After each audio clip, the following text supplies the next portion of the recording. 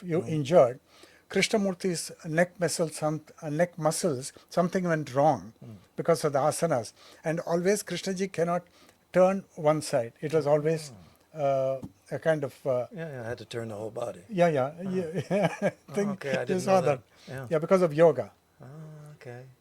And So we have that in common. that had come one of the 10, a lot of common ground. Yeah, okay. And so the yoga thing is not... So the point is, in commentaries on living, and I presented that case study in my Amanaska Yoga course, a guru comes to Krishnamurti when he was in Benares, Varanasi, and he has done meditation for 30 years. Now, he is like one of those monks ascending and descending. He is continuously doing repetitive practice and he has gotten nowhere. And he attended Krishnamurti's public talk. Obviously, he is profoundly disturbed because Krishnamurti dismisses your practice. And so next day he comes to talk to him, and they had two meetings, meeting 1 and meeting 2. And then the man, because he's very ripe, he has done so much of sadhana, he finally gets Krishnamurti, which is an amazing thing. Because he's a traditional orthodox person, and Krishnamurti is radical, Krishnamurti is revolutionary. And but that orthodox person finally got what Krishnamurti is saying, because he made a confession to him that he's gotten nowhere. After 30 years of sadhana, he got nowhere. And it's a beautiful conversation, which is why I've given it in the Amanatska Yoga course, one of the 200 lessons. So the question then, would he, without the 30 years of practice, would he have gotten Krishnamurti? No. 30 years of, inadequate, wrongful practice, but it brought him to a moment where he was sitting before the man. Yeah, right. And so, for me, I think this is like the commentary on practice. Practice in and of itself is not the experience of truth. Yeah, right, of course. But you know that expression that enlightenment is an accident, but practice makes you accident prone. Yeah, I understand that. I want to come back to that. Okay. I understand that there's beauty in what you're saying. Okay. And let's go back to that young monk who is listening to a sermon of the Buddha. And the Buddha is in ecstasy looking at a lotus or some flower. And he has not yet begun the sermon. But looking at the Buddha's silence and his absorption in that flower, then that person got it immediately. So there is no necessity for any other thing. He got it full blown. And nobody else got it. All the others, because they're expecting him to deliver some great truth. And they're ready. Something they can think about and then get. They're getting ready for that. Yeah. But that kind of a thing, that happened when he was young, not after 30 years. So it can happen at any time. Yeah. But for some people, it is just that one has to do for 30 years. And then if one is lucky, one may get it, or one may not get it also. There's also the idea, it's not an idea that's necessarily acceptable to everyone, but there is this widely held idea that of reincarnation. Yes. That basically there are certain qualities that are different. The distribution of the various qualities in a given life that you come in with. And that according to how those things are fostered, then it leads you to certain things that flower. Whether it's, you come in and diseases flower, or you come in and some awakening in consciousness flower. That we're all in this kind of, in a sense, you could call it progressive, but through this idea of pointing ourselves in practice toward the truth that exceeds religion. Time and time again, we don't reach that, but that it creates a certain tension. And really, it does seem that what it is that excludes us from the experience of truth is a very, very thin veil that can be broken at any moment. But our normal habits of being so self-centered tend to fortify these things, We create, hardened walls in this bubble Absolutely. The idea, I think, of practice is that at least in areas of this sphere of separation we've built around us, we thin it. You thin it through the idea that, where there is St. Francis' prayer, where there's doubt, may I sow faith. It is through giving that we receive. All of these things that move away from self-will have a thinning aspect. And anybody who's ever been in the Titanic, the ship, went down because it was pierced. And then it became filled with the ocean. Similarly, I think this is the meaning of practice. You try to thin the veil, and at some point, like with that monk, that moment was the last scratch that it took was being in Krishnamurti's presence. And then the ocean will fill anything that's open to it. And so to me, this is kind of a description of what it is we're engaged in what we would call practice. It takes different forms, but that's what we're doing. Yeah, but why are you not emphasizing on in the Hindu world? They talk about how to approach a teaching. First is Shravana. You listen to the teaching, and maybe in modern times you read the teachings, Patana, Shravana, Manana. Then you contemplate in isolation. And then Nididhyasana. Then you meditate. That is in solitude, in moments of aloneness. You go deeper and deeper. And then you may discover who you are. The whole thing is one has to discover who one is. Because one thinks that one is a piece of rubbish and one has to somehow be something sacred. One has a hunch about that, and therefore one is trying to do hundreds of things in order to get away from the pettiness that one perceives oneself to be. Now, Krishnamurti is also asking us to do something which appears to be in the nature of a practice, but it is not a practice which is driven by the effort of the self. Now, the self which loves becoming and which loves to do something in the acquisitive game, either acquire wealth or acquire spiritual power or acquire some spiritual siddhi, it may love that thing practice. So Krishnamurti is saying, watch the movement of the self, how the self is moving. The whole process of desire, the whole the cunning game of the self, the calculation of the self, and the scheming, the building of the future, the building of the tower of the self, the Babel tower, which it is building at an individual level. Why can't that be a practice? Provided, if there is effort in it, then you build up the practice, you create an edifice, and then you're entombed in that thing, like the 30-year-old, the man was meditating for 30 years. You have to be entombed there. But if you can do that, knowing that every effort is a negation of practice, every effort of the self is a non-practice, knowing that, then, so you attempt it, let's say 20 times. You attempt it to observe the movement of the self.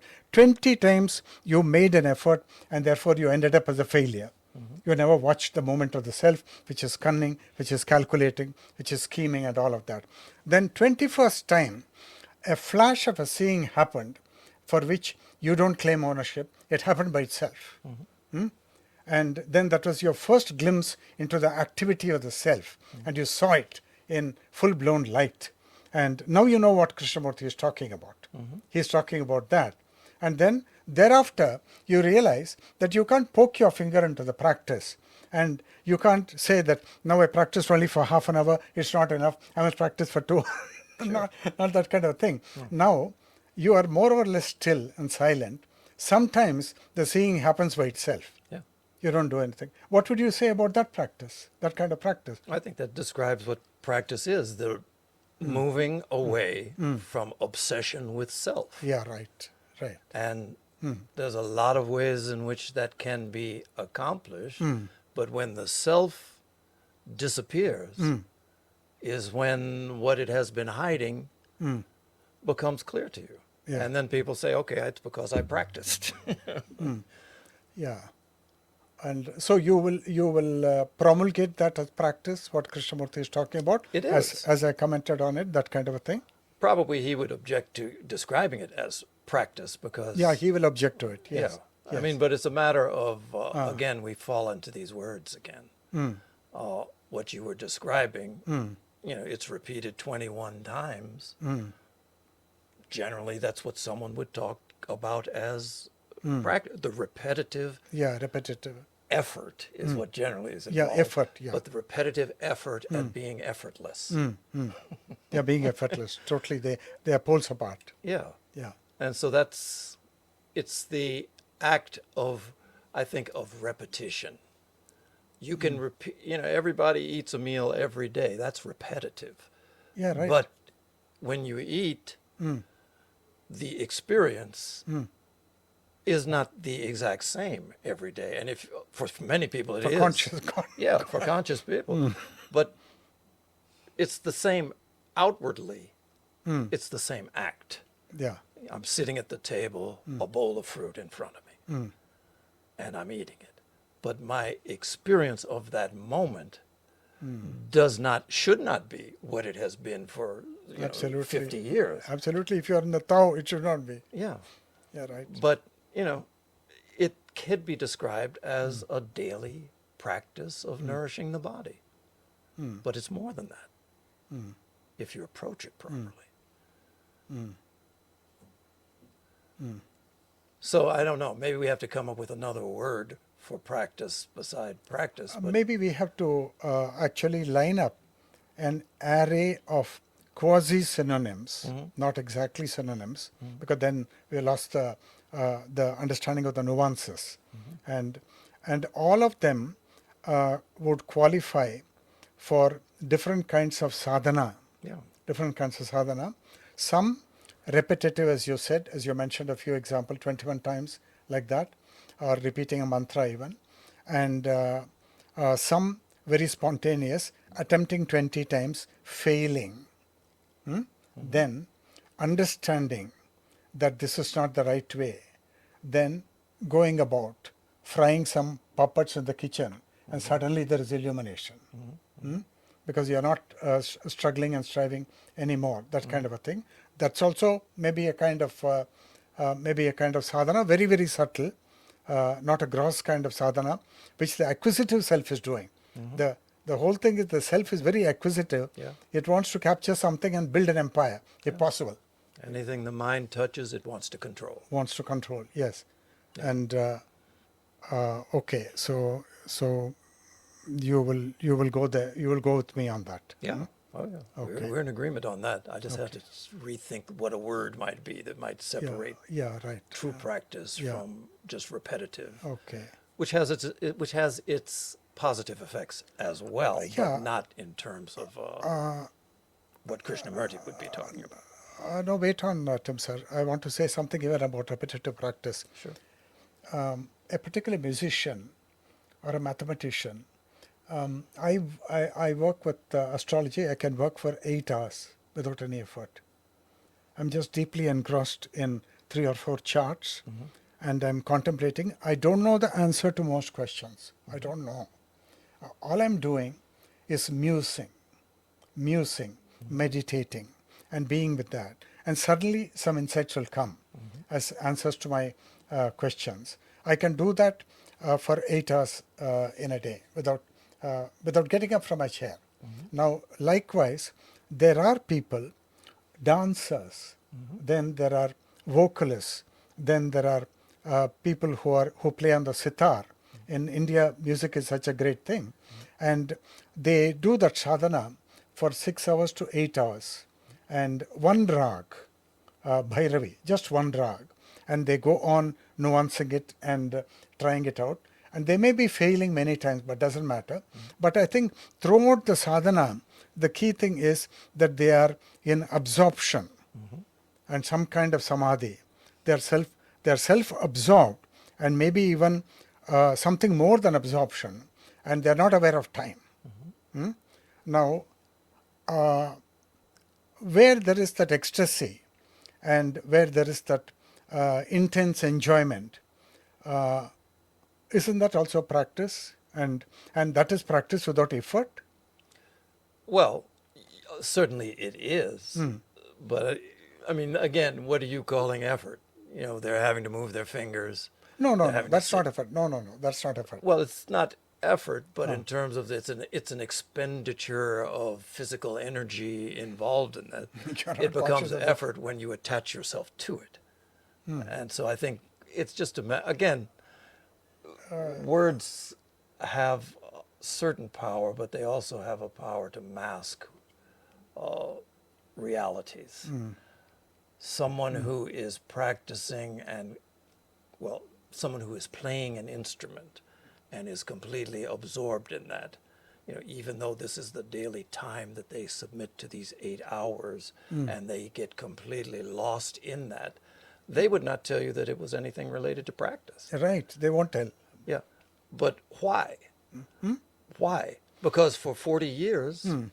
they have done this, and Hmm. in their initial phases, Hmm. this is exactly what they would have named practice. That same time frame, Hmm. those same efforts, Hmm. but the difference is what? Consciousness and attachment of self rather than attunement to the music, the reality, truth. Hmm. It's the exact same thing that they're doing Hmm. that they used to call practice. But now it has become something else. Hmm. And because the consciousness factor has moved from self will to Yeah. Self-will is gone. it's Totally gone. gone. Yeah. So then the exact same activities Hmm. become something that you can't describe in that previous way. Of course, you can't describe it. Yes, But because. outwardly, if I'm looking at you doing this Hmm. Hmm. 40 years ago, Hmm. and I'm looking at you doing this Hmm. 40 years later, Hmm. I don't see your consciousness. You do. Right. Correct. And the Hmm. freedom that occurs Hmm. is it's experienced Hmm. through the sound that is produced because Hmm. it's no longer your sound. You're connecting to something, Right. you're connecting to something else, and then it Hmm. becomes universal music. Hmm. And that is the whole thing about yeah, that experience Hmm. doesn't occur every time they sit down for those 8 hours, Hmm. but when it does, Hmm. they know why all of this has been done up until that point, and they may move away from the word practice to something else. Hmm. And But to the person who is not experiencing what they are, you look and you say, "Oh, he's practicing again today." hmm. Hmm.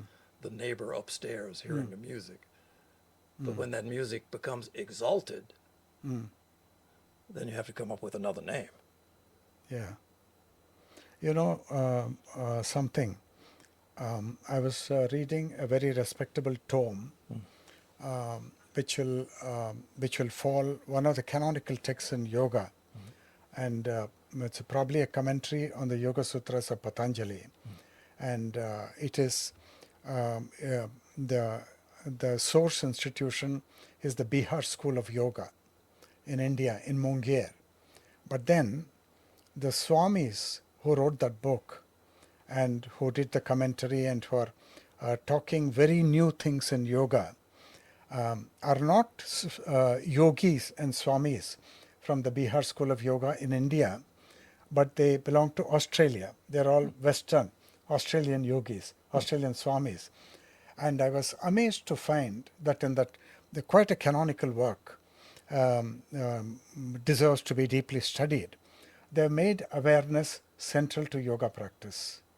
Now, I think it came from Krishnamurti, the impact Krishnamurti is having worldwide on innumerable people, on innumerable institutions, on innumerable disciplines of life. But Krishnamurti is not intending any change, obviously. That's not Krishnamurti. But it just happens in nooks and corners and in various disciplines. It may happen in politics also, we don't know. But awareness has become very, very central to the whole of the yoga practice, and they keep on reiterating it. But they never said that they got it from Krishnamurti, so which is, I think, which is an element of the activity of the self. But nevertheless, they got the value of awareness and they built it into the yoga practice. And therefore the yoga practice has a different aura and a different dimension than mechanical, robotic, self-driven yoga practice. I found that. So these kind of things are happening in the world. Yeah, yeah. And It would be nice if people were to give credit, but Yeah, of course right. that's not Yeah. necessary. yeah, The point yeah, is some the people impact. give, some people don't give. Yes. Okay, thank you for spending time with me on practice, because your book has deserved, I think, 2-3 chapters on that. Yeah, it's one of the main. I think there are 3 or 4 sections, and that's one of them. Yeah. And it begins with a quote from Nagarjuna. Yes, I saw that. Without the discipline Yeah. of protecting the mind, what use are all other practices? Tim sir, all this is worthy of consideration, coming from the Buddha, coming from Nagarjuna, uh, even from Padmasambhava. But Krishnamurti's whole paradigm shift is on understanding. Now, understanding the self, the activity of the self, the machinations of the self, and then whether by this understanding of the self, by the light of awareness falling on that self, uh, not through effort, but by itself the light just falling, the light of awareness, then the self settling down to becoming calm and silenced, the whole bargain. That when the awareness, when the light falls on the activity of the self, the light is not condemnatory, the light is not judgmental, and the light is allowing even the distractions of the self to go on, the self-centered motivations to go on. But now that awareness is taking note of the whole thing, but that seems to have an extraordinary calming and silencing of the self. And that seems to be Krishnamurti's contribution. And that is how I got it from him. When I was 23, I was in a huge crisis, and myself was in a crisis, my personal image, and the thing the self was working for, that was demolished by outside circumstances. Then I was obliged to watch, because I had no other option. Yeah, yeah, yeah. So now I watched for 6 months. It was futile watching, because it was watching with effort. Then after that 6 months, one fine day, in room number 132, the watching happened without effort. And there was a realization that all effort is futile. And the mind stopped, and the self stopped. And so the man became unfit for mainstream society, and my institution wanted to kick me out, but they could not, because they set certain norms for me, and I happened to fulfill those norms. But difficult for those kind of people who break away from the conventional stream, difficult for them to find a berth in mainstream society, because they're not competitive, and they're not brutal, and they're not acquisitive. So then where do they go? That was my question. Well, they have a podcast then. Oh my God! Then life takes care of you. Then Well, yeah, I then mean, life takes care your of life is an example of that, Yeah. because you're talking about 22 you. Yeah, 23. and 23 years old, and there's been Yeah, there's been a movement that has brought you to a certain place, yeah, physically and in consciousness, and this is what it's producing, and this has been without the effort involved. yeah. No effort. Somehow or at all. another, the waters pushed you to a certain place, Yeah, right. and you were willing to go along with it. And so that's the guiding factor. I think I heard someone tell me once, your life is none of your business, Oh my God! which is a little I extreme like it sounding. very much. I like it very much. But when you see something, and when you release, and when, as you say, that light has had its way with you, then you recognize that you're very poor as a captain. Oh, But you know, you're a failed captain. you're a failed captain. You lead. Yeah, right. And if you can follow that, which that becomes the kind of a self-training in a way, to be able to see and to follow that which is leading you toward what you don't know. But that's a training. And I think one has to give one's life for that, right? Would you say that? One Yeah, has to I give mean, we one's talked life. about the curse Yeah. before. You're cursed Yeah. with choosing and being in the presence of beauty, Yeah. of freedom. Yeah. You lose this world. Yeah. And okay. So one last question. I want to go back to the continuity of purpose and intention in the Theosophical Society. And I want to make a remark that 20 years of Krishnamurti's lifetime, from his 14th year to his 34th year, happened in the cradle of the Theosophical Society. And the Theosophical Society made Krishnamurti in terms of grooming him for the role of the world teacher. And then Krishnamurti is broken off by dissolving the Order of the Star in the East. But what I discovered very amazingly when I gave those two talks, online talks on Madame Blavatsky's fulfillment through the AI revolution, is that there is so much of common ground between Madame Blavatsky's perception, intention, and what the society, what she wants the society to do, and Krishnamurti's perception and Krishnamurti's intention. For example, she said the self has to be paralyzed. Now, which is hitting things in the bullseye.